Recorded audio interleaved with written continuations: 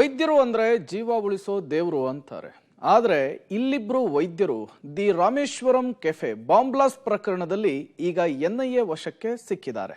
ಯಾಕಾಗಿ, ಯಾರವರು, ಅದರ ಕಂಪ್ಲೀಟ್ ರಿಪೋರ್ಟ್ ನಿಮ್ಮ ಮುಂದೆ. ರಾಮೇಶ್ವರಂ ಕೆಫೆ ಕೇಸ್ನಲ್ಲಿ ಇಬ್ಬರು ಡಾಕ್ಟರ್ ಪಾತಕಿಗಳಿಗೆ ಹಣ ಸಂದಾಯ ಮಾಡಿದ್ದ ಇಬ್ಬರು ಮಾರ್ಚ್ 1ನೇ ತಾರೀಕು ಬೆಂಗಳೂರಿನಲ್ಲಿ ನರಮೇಧ ಮಾಡಲಿಕ್ಕೆ ಪಾಪಿಯೊಬ್ಬ ಅನ್ನ ತಿನ್ನೋ ಹೋಟೆಲ್ನಲ್ಲಿ ಬಾಂಬ್ ಬಿಟ್ಟು ಎಸ್ಕೇಪ್ ಆಗಿದ್ದ. ಅದೃಷ್ಟವಶಾತ್ ಯಾರ ಪ್ರಾಣಕ್ಕೂ ಹಾನಿಯಾಗಿರಲಿಲ್ಲ.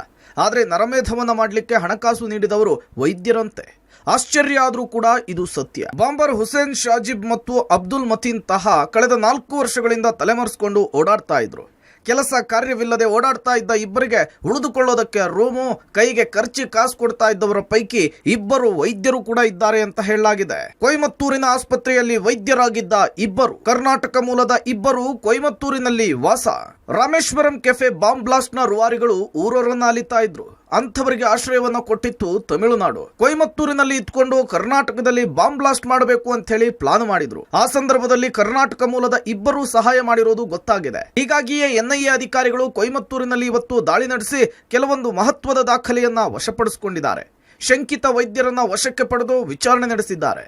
ಇನ್ನು ರಾಜ್ಯದಲ್ಲೂ ಕೂಡ 5ಕ್ಕೂ ಹೆಚ್ಚು ಕಡೆ ಎನ್ಐಎ ದಾಳಿ ಮಾಡಿದೆ.